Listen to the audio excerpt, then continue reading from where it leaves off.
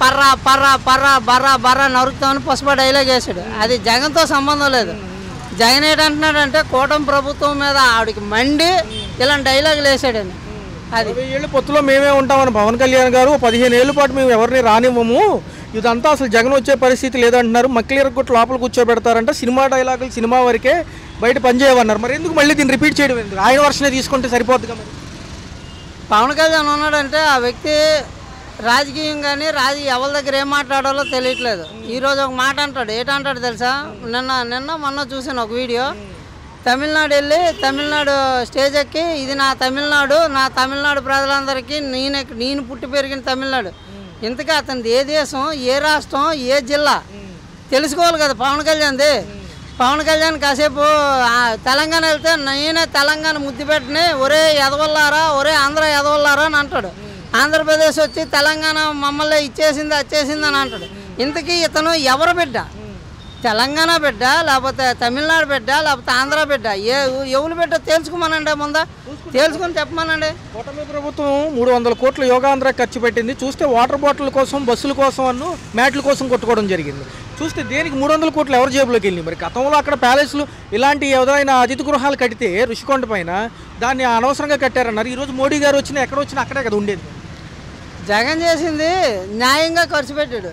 ఈయన కూటమి ప్రభుత్వం చేసింది ఎప్పుడు కూడా మరి అది ఎవరికి ఎలాగే ఏ రకంగా వెళ్తుందో వాళ్ళకే తెలియాలి. వాళ్ళు ఒక లెక్క చెప్పరు, ఏది చెప్పరు. ఆ లెక్క ఏదైనా ఉన్నదని అంటే చెప్పమనండి. ఏ లెక్క? నీ 300 కోట్లు ఏమయ్యా నీకు ఈరోజు టిఫిన్ పెట్టాం, నీకు ఈరోజు బస్సు వేసాం, ఒక బస్సుకి ఒక 100 రూపాయలు టికెట్, లేదా మనిషికి ఒక టిఫిన్కి ఒక 50 రూపాయలు ఇది, అలా లెక్క చెప్పమనండి. ఆ లెక్కలో చెప్పలేరు, ఏది చెప్పలేరు. ఇంకా లేదో మాట్లాడుతుంటారు. జూన్ 21 ఇవ్వాల్సిన రైతులకు పెట్టుబడి సాయం అన్నదాత సుఖీభావ టైటిల్ ఏదైతే పెట్టారో అది 30వ తారీఖు అంటున్నారు. మళ్ళీ కొత్త లిస్ట్ అంటున్నారు. మరి ఇవ్వచ్చా, లేకపోతే ఇది కూడా అరకొరగానే ఏదైతే తల్లికి వందనంలా కటింగ్లు పోయి వస్తాయి అంటారా? ఎందుకంటే ఇచ్చేది 3 దఫాలు 20,000. మళ్ళీ 20,000 రూపాయలు ఇస్తారో లేదో ముందు ఫిక్స్ అవ్వండి. ఇచ్చిన తర్వాత మాట్లాడుకోవచ్చు. అది ముందు ఇవ్వాలి కదా. ఇచ్చే రీతిలో ఉంటే ఆయన ఎప్పుడో ఇచ్చిన బాబు మీరు ఇక్కడ ఏదది రైతులు ఉన్నారా, మీరు రైతులారా, మీరు ఆత్మహత్యలు చేసుకోకండి. అసలు ఈ పథకాలన్నీ ప్రవేశపెట్టిందే జగన్. ఈ పథకాలేమో జనాలకి మేము ఇస్తున్నాం కదా, మీకెందుకు ఇవ్వాలి? ఇందాక వీడియో చూసాను. రాయపాటి అరుణ అంటది, ఏమమ్మా ఫ్రీ బస్ ఇస్తానన్నారు కదా, ఎప్పుడు ఫ్రీ బస్ ఇస్తారని అంటే రాయపాటి అరుణ అంటది మీకెందుకు ఫ్రీ బస్ అట. మరి ఈవిడ ఏ సబ్జెక్ట్ మీద జనసేనలో ఉంది ఈవిడ? ఫ్రీ బస్సు జనాలకి. మరి అలాంటప్పుడు ఇవ్వలేనప్పుడు మీరెందుకు ఈ ప్రభుత్వంలో ఉండడం? అలాంటప్పుడు మాటలెందుకు చెప్పడం? నేను ఇవ్వలేనయ్యా, నేను ఇవ్వాల్సిన పని లేదయ్యా, నాకెందుకయ్యా, నేను ఇవ్వక్కర్లేదు, మీరు అలాంటి మాటలన్నీ ఎందుకు చెప్పి రావడం? మరి బాబు మేము వస్తే మేము ఏంటి చెయ్యం, మీ ఆరోగ్యం, మీ చదువు, మీ యొక్క తిండి గురించి మేము చూసుకుంటాం అని అనమనండి. ఏ నాయకుడు అనలేడు. ఈ నాయకుడు ఫైనల్గా సింగయ్య కేసుకు సంబంధించి జగన్మోహన్ రెడ్డి అరెస్ట్ చేసే దమ్ముందా? కూటమికి ప్రభుత్వానికి అరెస్ట్ పర్వం ఉంటుందా? ఏ ప్రభుత్వానికైనా జగన్ అరెస్ట్ చేసే దమ్ముంటే అరెస్ట్ చేసుకోమనండి. ఆయన అయితే భయపడే వ్యక్తి కాదు. భయపడే వ్యక్తి ఎప్పుడు కూడాను వాళ్ళు అక్కడ ఎక్కడ వెళ్ళి దాక్కుంటాడు. చంద్రబాబు నాయుడుకి లాస్ట్ టైము కుంభకోణం చేశాడు. ఏది? Skill development. అది 300 కోట్లు. ఆ 300 కోట్లు ఇప్పుడు ఇది ఇలాగొచ్చింది. మళ్ళీ జగన్ వస్తే మళ్ళీ ఆ 300 కోట్లకి మళ్ళీ వెళ్తాడు రాజమండ్రి. ఏం పర్లేదు, ఆయన కట్టిన చేయలే. ఈసారి నాకు కంటి నొప్పి, నాకు పళ్ళు నొప్పి, నాకు కన్ను నొప్పి అన్నా కూడాను బయటకు వదలరు. ఎందుకనంటే అది నిజం. అన్నేరు పరిపాలనలో సంక్షేమం కొంచెం లేటుగా అవుతుందని చాలా మంది వాదన, కానీ టైం పట్టిందంట. బాగా లేట్ అండి, బాగా లేట్. ఏ అంశాలు బాగున్నాయి అన్న? అసలు ఏం బాగున్నాయి? మొన్న అమ్మకి వందనం ఒకటి వేశారు, అదొకటి బాగానే ఉంది, అంతే, ఇంకేం లేదు. పాప ఎందుకు జగన్మోహన్ రెడ్డి గారు ఈ పర్యటన అనంతరం కూడా సత్తెనపల్లి పర్యటన వెళ్ళి పల్నాడు జిల్లా ఏంటి పాపం ఆయన ఏంటి ఇబ్బందులు పెడుతున్నారు? ఒక పక్క చూసుకుంటే మనిషి చనిపోయాడు, కరెక్టే, ఫస్ట్ కాదన్నారు, తర్వాత అవునంటున్నారు, కొంతమంది నమ్మకాలు లేవంటున్నారు. ఏం జరుగుతుంది?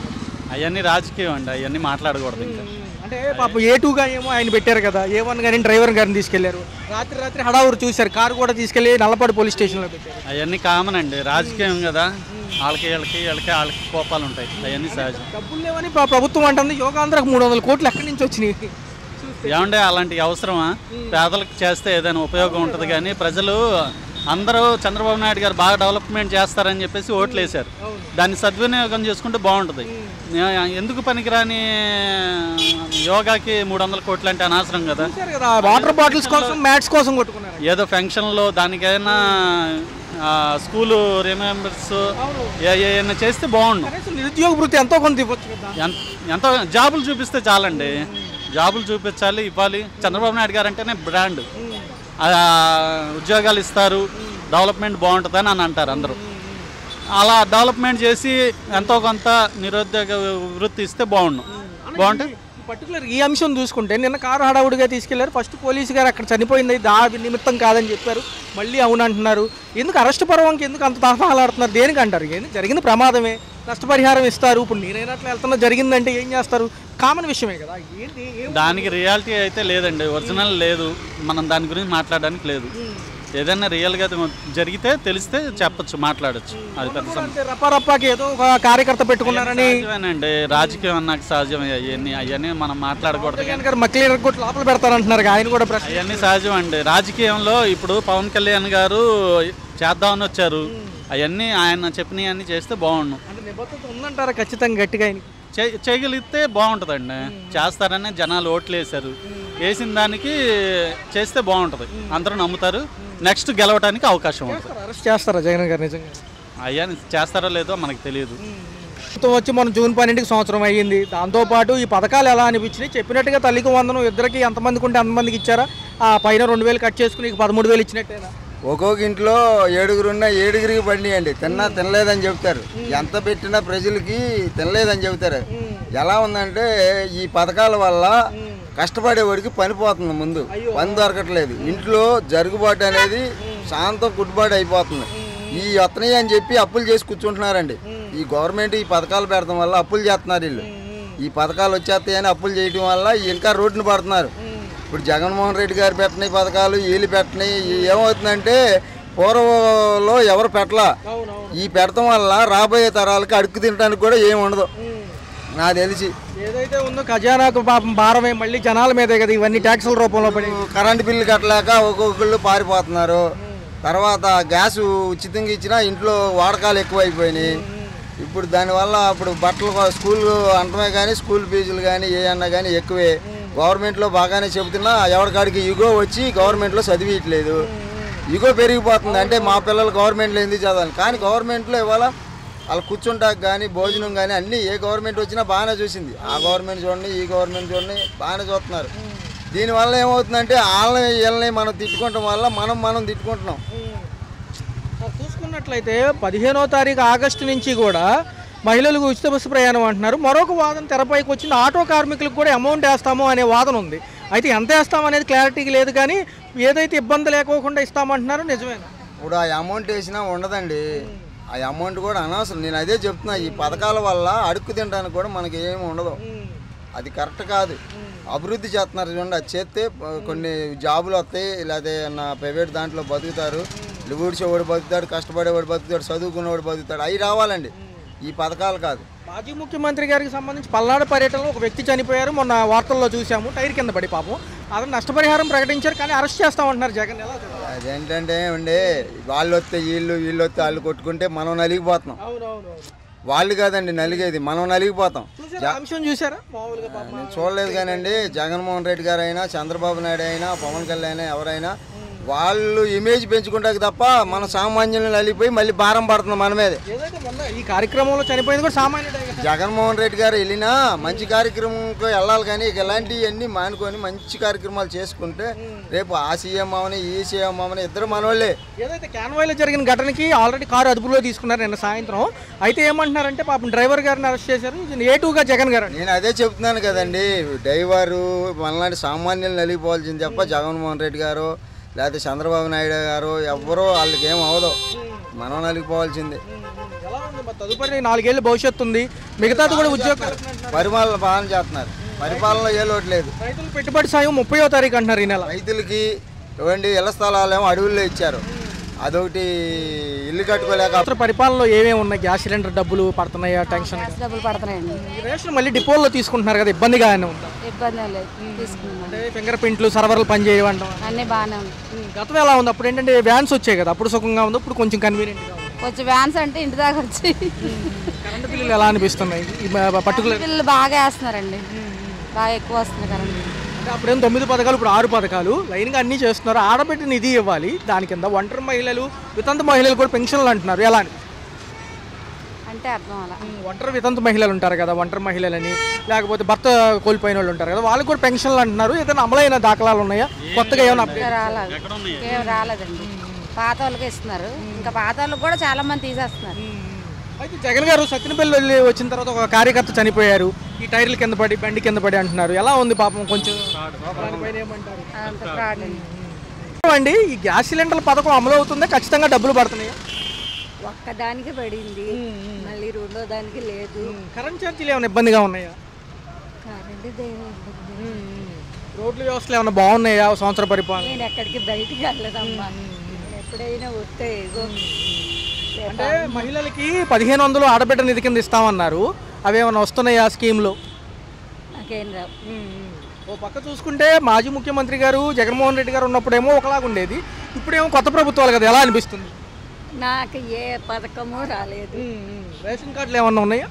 రేషన్ కార్డు కొత్తగా ఇస్తా ఉన్నారుగా, కొత్తగా మరి ఎప్పుడు వస్తాయో తెలియదు. అంటే రేషను ఇంతకు ముందు ఏంటంటే డోర్ డెలివరీ ఇచ్చేవాళ్ళు, డిపోలు కాకుండా మళ్ళీ డిపోలకే ఇచ్చారు. ఇప్పుడు అక్కడికి వెళ్ళి వేలుముద్ర వేసి తీసుకోవడం ఏమైనా ఇబ్బంది అవుతుందా? అదేం లేదు, అదే బాగుంది. ఆ డిపోకి వెళ్ళి తెచ్చుకుంటేనే. ఈ బండి అబ్బాయి కోసం కూర్చుని ఎప్పుడు వస్తాడో తెలియదు. మనవరాళ్ళకి ఎవరికైనా తల్లికి వందనం పథకం మొన్న డబ్బులు వచ్చాయా? ఫీజు డబ్బులు నాకు మనవరాళ్ళు లేరు, మనవాళ్ళు లేరు, ఎవరు లేరు. ఎలా ఉంది టోటల్గా చూస్తే? మీరు ఎన్నో సీఎంలు చూసుంటారు ఇప్పుడు వరకు, గతం నుంచి ఎలా ఉంది ప్రభుత్వ పాలన? నేను నెహ్రూ గారి దగ్గర నుంచి చూసాను, అంటే అప్పుడు అంత తెలియదు నాకు. ఇగో ఈ మధ్య ఈ రాజశేఖర్ రెడ్డి గారు వాళ్ళు వచ్చాకే కాస్త ఇది కావాలా అనుకున్నాను. ఎలా ఉంది? చంద్రబాబు గారు ఉన్నారు, పవన్ కళ్యాణ్ గారు కూడా ఉన్నారు కదా, ఉప ముఖ్యమంత్రి, ఆయన ముఖ్యమంత్రి, లోకేష్ గారు ఏమో ఆయన తనడు. ఎలా అనిపిస్తుంది?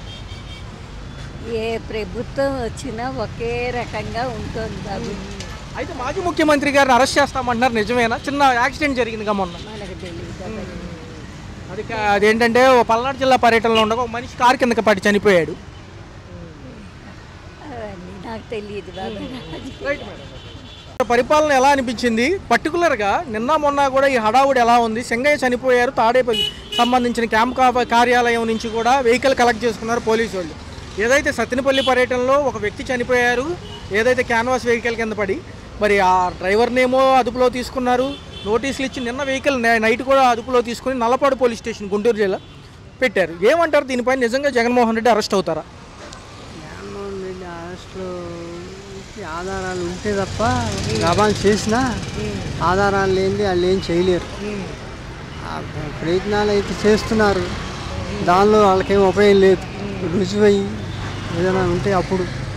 అంటే ప్రమాదవశాత్తు జరిగిన ఘటన కాబట్టి నష్టపరిహారం చెల్లించి కోర్టులో కేసు ఒకవేళ నిలిచే అంశాలు ఉంటాయా? జగన్మోహన్ రెడ్డి వరకు వచ్చి అరెస్ట్ చేసే పర్వం ఉంటుందా? అంతవరకు రాదు. అంత సీఎం చేయిస్తాడా చేయించడు, కానీ ఆరోపణలు సీఎం మీదకి వస్తాయి, అవి రుజువు అయినప్పుడు కదా. ఏవో చాలా జరుగుతాయి ప్రతిపక్షంలోనూ, ప్రశ్న రుజువు అయినప్పుడే.